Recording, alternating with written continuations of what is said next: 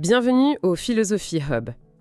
Se rejoindre notre café philosophique aujourd'hui, c'est vraiment choisir de faire une pause. Une pause bien nécessaire, oui. Absolument. L'idée de ce concept spécial, c'est de prendre le temps de ralentir, de s'installer confortablement avec une boisson chaude et de disséquer des idées complexes avec nuance. Je suis ravie de lancer ce décryptage. Je suis tout aussi ravi d'être là. C'est un espace de pensée qui fait du bien. Le thème qui nous rassemble pour cette session est d'une pertinence, je dirais d'une urgence absolue pour notre époque.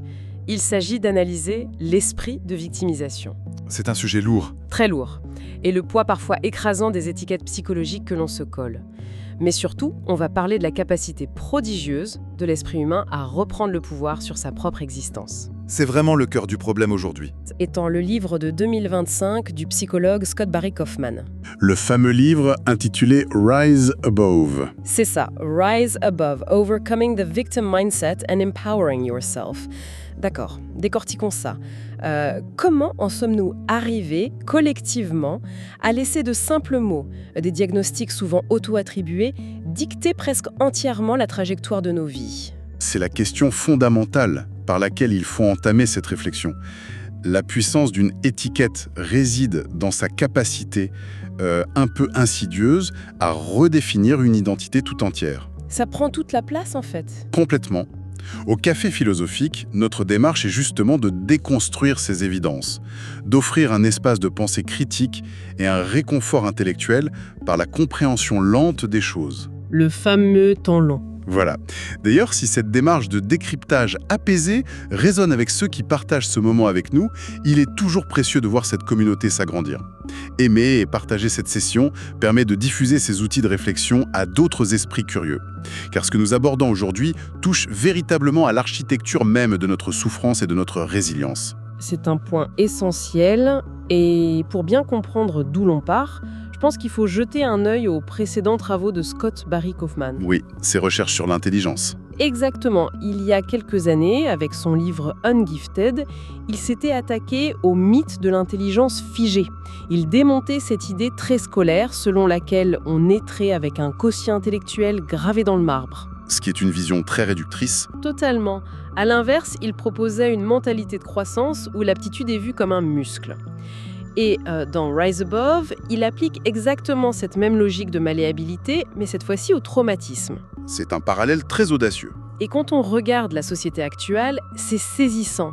On voit émerger partout des concepts comme les petits traumatismes, par exemple dans le livre Tiny Traumas de Meg Harrell. Ou encore la notion de négligence émotionnelle invisible de Catherine Stoffer. Oui, voilà, l'idée ambiante semble être que si l'on ressent un malaise aujourd'hui, c'est inévitablement parce qu'il nous a manqué un peu de temps de jeu spontané dans l'enfance. Ou parce qu'un parent a eu un regard distrait un mardi après-midi il y a 20 ans. C'est ça. C'est une loupe grossissante posée sur le passé. Ce qui est fascinant ici, c'est la façon dont cette quête incessante du moindre micro-traumatisme finit par modifier notre propre biologie émotionnelle. Et en fin de compte, notre perception du réel. On finit par trouver ce qu'on cherche à tout prix. Absolument. Il y a une nuance vitale que les chercheurs soulignent aujourd'hui, notamment George Bonanno dans The End of Trauma. L'adversité, même sévère, ne mène pas de façon automatique ou mécanique à un trouble de stress post-traumatique. Le fameux TSPT. C'est ça. Le traumatisme n'est pas une fatalité gravée dans nos cellules dès l'instant où un événement désagréable survient. Il est en grande partie une construction. Une construction influencée par nos propres croyances. Et par la narration que l'on fait de l'événement. Si l'on scrute son passé avec l'intention absolue d'y trouver la moindre égratignure pour justifier une anxiété présente, on finit par créer un effet nocebo. Un effet nocebo. C'est donc exactement le jumeau maléfique de l'effet placebo, n'est-ce pas ? C'est une excellente façon de le formuler. Au lieu de guérir parce qu'on croit fermement au remède, on tombe malade parce qu'on s'attend intimement à souffrir. Exactement. L'attente pure et simple de la douleur, la conviction que l'on a été brisé par un événement, finit par matérialiser cette même douleur. On se conditionne à la fragilité. C'est terrifiant quand on y pense. Et c'est rejoint le danger des étiquettes diagnostiques dont on parlait. La psychologie moderne a fait des avancées merveilleuses pour nommer les maux. Que ce soit le TDAH, les troubles de l'attachement ou le trouble de la personnalité borderline. Ce sont des outils précieux à la base. Ce sont des boussoles temporaires pour aider un individu à naviguer dans sa psyché. Mais le problème survient quand il se transforme en forteresse identitaire. Le problème, c'est qu'on a souvent l'impression que ces boussoles se transforment en boucliers, voire en armes. Une arme contre les autres et contre soi-même. Oui, parce que c'est une chose de tenir cette étiquette doucement dans son esprit, de dire « bon, voilà pourquoi j'ai du mal à me concentrer dans un environnement bruyant », Ce qui est une prise de conscience saine. mais c'en est une autre de s'en servir comme d'une munition pour justifier chaque échec professionnel ou pour exiger que le monde entier s'adapte à soi sans jamais faire le moindre effort d'adaptation en retour. C'est la frontière très fine entre la compréhension de soi et la complaisance absolue. Et cette complaisance nous mène directement au cœur des recherches actuelles sur ce qu'on appelle le paradoxe du droit, l'entitlement. Et sa relation complexe avec la victimisation. C'est ici que l'analyse devient particulièrement contre-intuitive. Pour illustrer cette notion de droit, les sources mentionnent un test psychologique absolument fascinant, basé sur l'échelle de Campbell. Le fameux test du Titanic. C'est ça. Imaginons la scène. C'est le naufrage du Titanic, le navire coule, la panique est totale, l'eau glaciale monte. Une situation de survie absolue. Et dans les questionnaires mesurant ce trait de personnalité de l'entitlement, l'une des affirmations proposées est littéralement « Si j'étais sur le Titanic, je mériterais d'être dans les premiers canots de sauvetage ». C'est audacieux de cocher oui à ça. C'est une image tellement frappante, presque comique si elle n'était pas si révélatrice. Alors, qu'est-ce que tout cela signifie au fond ? Pourquoi un être humain en viendrait-il à se dire qu'il mérite objectivement de survivre avant les autres ? C'est ici que l'ajustement théorique apporté par Kaufman et d'autres chercheurs est brillant. Historiquement, si l'on pense au narcissisme classique, le narcissisme grandiose, la réponse à cette question coule de source. La personne se dit qu'elle est supérieure. Voilà, elle se dit « je mérite le premier canot parce que je suis exceptionnel. Mon intelligence ou ma beauté sont supérieures à la masse, le monde a besoin de moi ». C'est le cliché du PDG arrogant. Ou de la célébrité totalement déconnectée de la réalité. Mais la recherche met aujourd'hui en lumière un autre profil, le narcissisme vulnérable. La réponse au test du Titanic est exactement la même « je veux ce canot tout de suite ». Mais la justification interne est radicalement différente. Laquelle, Sam ? Le narcissisme vulnérable se dit « je mérite le canot de sauvetage parce que j'ai tellement souffert dans ma vie, le destin s'est acharné sur moi, j'ai eu une enfance difficile, donc l'univers a une dette envers moi. » C'est un retournement de perspective incroyable. N'est-ce pas ? La souffrance n'est plus vue comme une épreuve universelle que l'on partage tous à un moment donné, elle devient un passe-droit. Un statut VIP qui exige un traitement de faveur de la part du reste de l'humanité. C'est exactement le mécanisme à l'œuvre, et c'est ce qui forme le socle de la mentalité de victime. La littérature psychologique identifie cela comme une triade dangereuse. Une triade 1 ? Quels en sont les éléments ? C'est un cocktail psychologique très instable. Prenez d'abord un haut niveau de névrose, c'est-à-dire une anxiété latente et une difficulté à réguler ses émotions. D'accord, l'anxiété. Ajoutez-y de l'hostilité, une forme de colère aigre, sourde, dirigée contre le monde entier. Et couronnez le tout avec ce fameux droit, l'entitlement. Cette certitude intime que le monde est en retard sur ses paiements à notre égard. Précisément. Quand ces trois éléments fusionnent, l'individu se retrouve littéralement piégé dans un ressentiment chronique. Il ne cherche plus à guérir, il cherche à être dédommagé. Et le plus frappant, c'est qu'on n'a même plus besoin de chercher bien loin pour observer cette triade en action. Il suffit d'ouvrir TikTok ou Instagram, comme le souligne Mark Manson. Ah oui, les réseaux sociaux ont amplifié ça. On y voit cette vulnérabilité performative. On met en scène ses malheurs, non tant pour chercher une vraie guérison, mais pour obtenir un statut, de l'attention et surtout revendiquer une supériorité morale. Le narcissisme communautaire ou le moral grandstanding. Plus le traumatisme affiché est complexe, plus la personne devient moralement intouchable. Exactement. Comment oser critiquer quelqu'un qui souffre autant publiquement ? Cette dynamique est terrible, car elle génère un isolement profond. Elle empêche la moindre relation d'égal à égal. Cependant, pour être tout à fait rigoureux dans notre analyse, il faut noter que ce trait de personnalité, ce sentiment de droit, ne produit pas uniquement des effets négatifs. Et c'est là que ça devient vraiment intéressant. Oui, Il y a dans nos sources une étude surprenante menée par Emily Zitek sur la créativité. une étude fascinante. Les chercheurs ont pris des personnes présentant un fort sentiment d'entitlement et leur ont fait passer des tests de pensée divergente. Le grand classique, c'est le test du trombone. Où l'on doit trouver des usages alternatifs pour un simple trombone. Voilà. Ou alors, on leur demande d'imaginer à quoi ressemblerait une forme de vie extraterrestre. Et les résultats sont hyper contre-intuitifs. Les personnes avec un fort sentiment de droit proposent souvent les idées les plus radicales, les plus éloignées des conventions. Au lieu de voir le trombone comme un simple bout de métal, elles imaginent une antenne, un outil de crochetage. Pourquoi cette arrogance perçue se traduit-elle par de la flexibilité créative? C'est une nuance indispensable. Cela s'explique par un concept que la psychologie nomme le Sense of Need for Uniqueness, le SNU. Le besoin de singularité? Exactement. Vouloir se démarquer ardemment, refuser de suivre les modes dominantes de la masse. C'est en réalité une forme de narcissisme bénin. C'est l'étincelle de l'innovateur. L'esprit s'autorise à briser les règles parce qu'il ne se sent pas contraint par l'opinion de la majorité. L'audace demande toujours une petite dose d'ego. Le problème survient lorsque ce besoin de se sentir unique ne trouve pas de canal de création. S'il n'y a pas d'œuvre, pas de projet constructif, Alors ce besoin de singularité s'enracine dans la victimisation. Un narcissisme de victimisation va dévorer la personne de l'intérieur en utilisant une arme redoutable. L'échelle de rumination de la colère en parle très bien. la rumination, un mot qui évoque l'image d'un disque rayé dans le cerveau. C'est tout à fait ça. Les symptômes décrits sont très concrets. C'est repenser sans cesse à de vieilles disputes avant de dormir, imaginer des vengeances complexes, se focaliser sur les injustices passées. On boit le poison en espérant que l'autre meure. Et les conséquences dépassent largement la sphère individuelle, n'est-ce pas? Absolument.